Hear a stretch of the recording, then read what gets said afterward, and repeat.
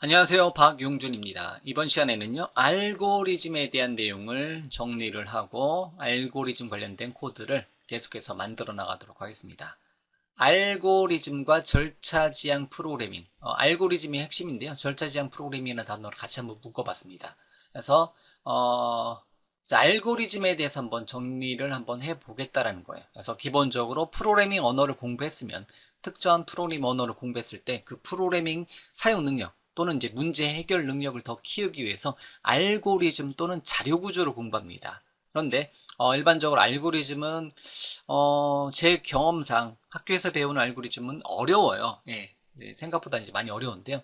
그래서 우리는 이제 포기하지 않도록 쉬운 알고리즘 강좌를 한번 여러분들하고 같이 이제 공부해 볼 거고요. 그래서 이번 강좌에서는 배우기 쉬운 알고리즘입니다. 그래서 알고리즘은 굉장히 어려운 알고리즘들이 많이 있습니다. 뭐 시중에 나와 있는 이제 서점에 나와 있는 알고리즘도 굉장히 많이 있는데요. 알고리즘 책도 굉장히 많이 있는데 그 중에서 모든 거를 다 할 수 없고요. 그 중에서 제가 선택했을 때 뼈대가 되는 알고리즘을 공부한다면 이러한 뭐 이러이러한 알고리즘 정도는 기본적으로 큰 뼈대 안에서 큰 틀 안에서 여러분들이 알고 있으면 좋겠다라고 생각해서 한 12가지를 바탕으로 나머지 추가되는 알고리즘들을 공부할 거예요. 그래서 핵심적인 건 12가지를 바탕으로 이제 가지치기로 여러 개 이제 추가적인 알고리즘을 공부할 텐데요. 어쨌든 배우기 쉬운 알고리즘을 몇 가지 소개할 거고요. 이제 개수는 12가지를 기본으로 이제 더 확장을 해 나가시면 돼요. 그래서 강의 중간중간에 제가 계속 이제 말씀드리겠지만 이 강의를 듣는 여러분들은 학생 개발자입니다.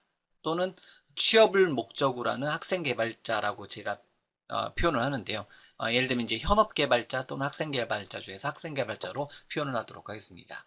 학생 개발자 입장에서는 막연합니다. 어떻게 보면 알고리즘 과목은. 왜? 회사마다 서로 다른 알고리즘, 쉬운 알고리즘 또는 어려운 알고리즘이 이제 존재한다라는 거죠.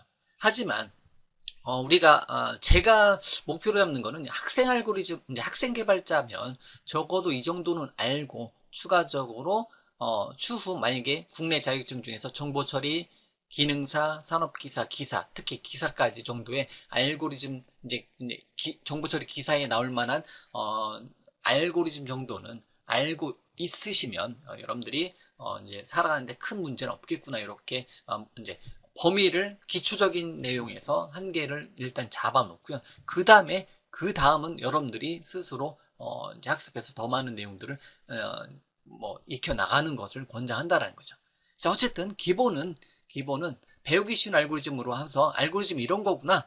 내가 프로그래밍의 알고리즘에 내가 소질이 있다 없다를 한번 이제 먼저 한번 판단을 해보시는 것도 좋습니다.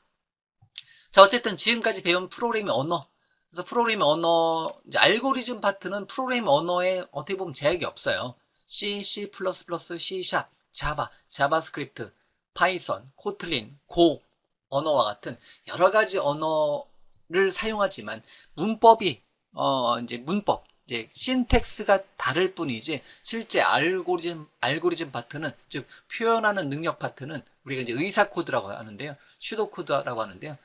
의사 코드로 그냥 우리가 어떤 모양 같은 경우는 바뀌지 않습니다. 그렇기 때문에 한번 배워놓은 알고리즘은 다른 언어, 또 다른 언어를 공부했을 때도 그대로 적용이 가능하다라고 보시면 됩니다. 자, 그다음 어쨌든 프로그래밍 언어의 기능으로 특정 문제를 해결하는 코드를 작성하는 기법을 배우는 게 알고리즘입니다. 그래서 특정 문제를 해결하는 방법. 그래서 제가 여기다 써놨는데요. 예, 일단 요 밑에 잠깐 보면요. 알고리즘은 제가 알고리즘이란 단어를 한 줄로 정의하는 거는 요 내용이에요. 이 내용이에요. 알고리즘은 문제 해결 능력이다. 문제를 해결할 수 있는 능력을 키우는 게 알고리즘을 공부하는 이제 첫 번째 목표라는 거죠. 목적이라는 거죠. 그래서 어쨌든 다시 이쪽으로 돌아서 알고리즘을 바탕으로 입력, 인풋, 프로세스, 아웃풋. 제가 프로그래밍 언어 강의할 때 제일 많이 쓰는 단어 중에 하나죠. 그래서 처음에 기초적인 단계, 입력, 처리, 출력 단계는 절차 지향 프로그래밍 파트에서 사용되는 게 입력, 처리, 출력이다라고 보시면 됩니다. 자, 어쨌든 알고리즘으로 바탕으로 입력, 처리, 출력 단계로 진행되는 프로그래밍 언어의 절차 지향 프로그래밍 기법을 정리한다는 거죠. 그래서 일반적으로 우리가 제가 크게 세 가지 단어를 써요. 첫 번째, 프로그래밍 언어를 공부하고 나서 처음에 공부할 때는 절차 지향 프로그래밍 기법으로 입력된 데이터를 가지고 어떤 걸 처리하고 어떤 걸 화면에 출력하자. 이렇게 입력, 처리, 출력. 이런 파트로 강의가 진행되는 파트가 절차 지향 프로그래밍 언어 파트고요. 그 다음에 C 언어는 아니겠지만 C++, C#, 자바와 같은 객체 지향 프로그래밍 언어 기법이 하나가 있고요. 그 다음에 객체 지향 프로그래밍 언어에서 뭐 C샵이라든가 뭐 자바 또는 F샵 같은 또는 이제 또 다른 언어를 가지고 이제 약간의 함수형 프로그래밍 기법을 사용해서 이제 함수 단위로 개발을 하는 방법, 이렇게 크게 세 가지 이제 어떻게 보면 프로그래밍 패러다임이라고 볼 수 있는데요. 절차 지향, 객체 지향, 함수형, 이렇게 뭐 세 가지 스타일대로 일반적으로 이제 뭐 저도 이제 책을 쓰고 강의를 진행을 합니다. 그 중에서 가장 기본적인 거는 절차 지향을 먼저 여러분들 몸에 익혀두시면 됩니다. 순서대로 실행해서 결과를 낸다라는 거예요. 자, 그게 입력, 처리, 출력 단계고요. 어쨌든 알고리즘은 이렇게 풀이법이라고, 제가 알고리즘은 풀이법이다, 이렇게 뭔가를 풀이한다, 뭔가를 해결한다 라는 거고요. 그래서 프로그래밍 개발에 있어서 필요한 문제를 해결하는 방법을 체계적으로 정리하는 방법이라 볼 수 있습니다. 말이 어렵네요. 예. 자, 그래서 어쨌든 주어진 문제가 있을 거예요. 주어진 문제를 어떻게 풀이하는가에 따라서 그 문제를 해결할 수도 있고 그렇지 못할 수도 있다라는 거죠. 그래서 어떻게 풀이하는가, 요거에 맞춰지는 게 알고리즘이라는 거죠. 그래서 약간 이제 패턴일 수도 있습니다. 알고리즘 같은 경우는 문제를 해결해야 돼요. 문제 해결 방법은 굉장히 많이 있다라는 거죠. 뭐 수학적으로 해결해도 되고 아니면 이제 단순 반복으로 해결을 해도 되고요. 등등등 굉장히 많은 방법이 있는데요. 이제 그런 문제 해결을 좀 더 이제 문제 해결에 대한 공부를 하는 거죠. 아, 요럴 때는 요런 걸 쓰면 구해지더라. 요럴 때는 이러한 코드를 사용하면 좀 더 쉽고 빠르게 구해지더라. 그런 거를 배우는 게 알고리즘이라는 거죠. 그래서 알고리즘은 굉장히 중요한 자리를 차지하고 있다고 제가 이렇게 코멘트를 달았는데요. 프로그램 작성에 있어서 알고리즘은 이제 기본적인 알고리즘은 많은 앞서 프로그래밍 언어를 다뤄왔던 굉장히 많은 이제 선배들이 만들어 놓은 알고리즘을 여러분들이 익혀 두신다면 특정한 상황에서 좀 더 빠르게 좀 더 편하게 이제 주어진 문제를 해결을 해 줄 수가 있다라는 거죠. 자, 그러면 자, 프로그램의 가장 작은 단위를 제가 얘기할 때 일반적 함수의 함수. 함수의 모양이 요겁니다. 그래서 함수는 입력, 인풋 프로세스, 아웃풋의 단계라는 거죠. 그래서 이게 일반적으로 함수 메서드로 표현이 되잖아요. 프로그래밍 언어에서는. 어쨌든 프로그램의 가장 작은 단위는 입력된 데이터를 가지고 어떤 처리를 한 다음에 그거에 대한 어떤 결과를 이제 우리가 받아내는 거고요. 이러한 단계를 거쳐서 이제 처리가 되는데 그 중에서 이 처리 부분을 이제 뭐라고 한다? 요거를 알고리즘이다라고 보시면 이제 알고리즘의 단계로 보면 된다는 거죠. 예, 처리를. 그래서 입력, 처리, 출력을 단계에서 이 처리 부분을 알고리즘이다라고 보시면 된다는 거죠. 자, 그리고 이제 입력 부분은 이제 인풋 프로세스 아웃풋인데 입력 부분은 자료 구조 파트예요. 자료 구조 파트. 그래서 데이터 스트럭처 파트고요. 데이터 같은 경우는 변수, 배열, 구조체, 뭐 이제 C# 같은 언어는 뭐 클래스 또는 이제 어떤 컬렉션 타입 또는 파일에다 데이터를 넣어놓고 읽어오는 형태, 뭐 데이터베이스에다 넣어놓고 읽어오는 형태. 어쨌든 자료 구조 타입이에요. 입력된 데이터는 그냥 우리는 단순하게 공부할 때는 인메모리로 그냥 이제 배열을 사용해서 또는 구조체 배열을 사용해서 그냥 또는 이제 컬렉션 클래스를 사용해서 언어마다 좀 틀리겠죠, 이거는. 그래서 인메모리에다가 그냥 코드에다가 그냥 어떤 데이터를 넣어놓고요. 물론 이제 그게 현업에서는 어떤 파일에 들어올 수 있고 XML 파일 또는 JSON 파일, 일반 텍스트 파일 또는 CSV 파일, 엑셀 파일에 들어올 수 있는 거고요. 아니면 굉장히 많은 데이터베이스에 들어있는 거고요.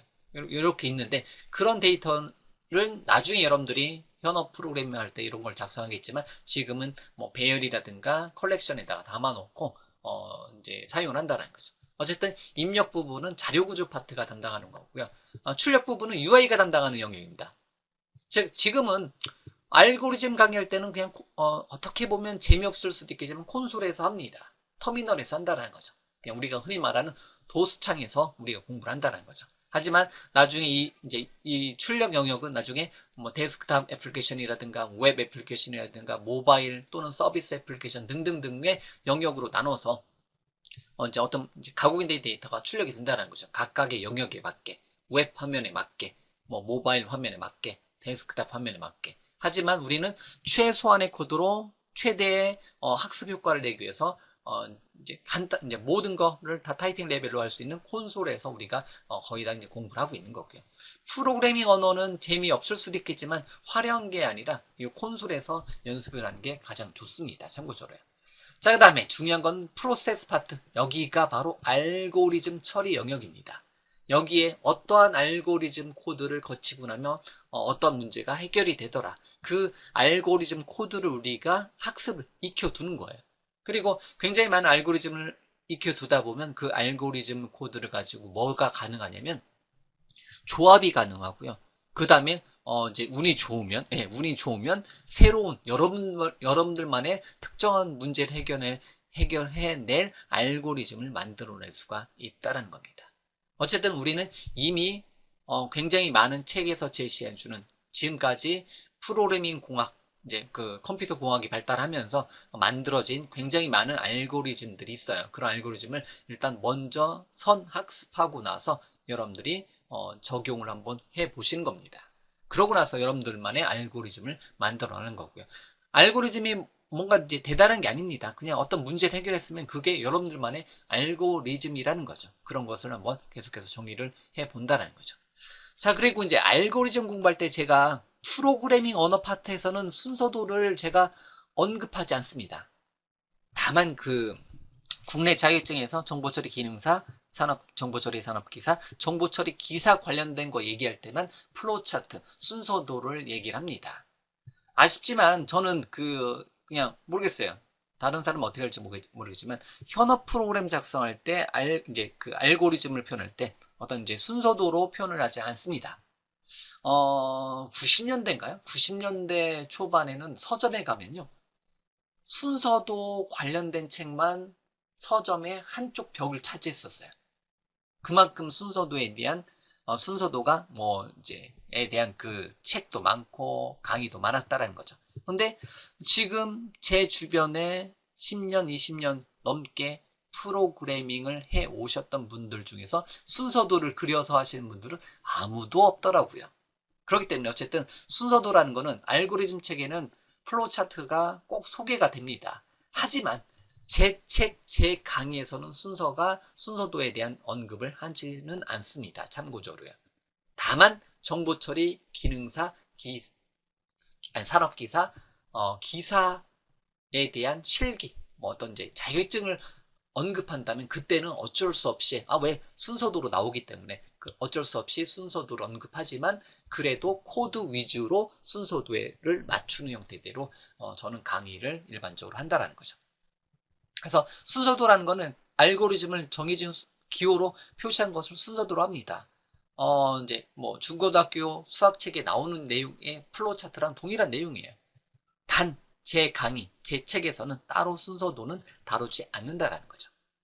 자, 여기 써놨네요. 만약 응용 프로그램 제작이 아닌 그냥 우리는 현업 개발자가 어떤 응용 프로그램 제작이 아닌 정보 처리 기사와 같은 자격증 취득이 목적이라면 하여튼 순서도가 그때에는 필요할 수도 있다라는 거죠. 요거는 제가 바꿔놔야 되겠네요. 자격증 취득이 목적일 때만 순서도가 필요하다라는 거죠.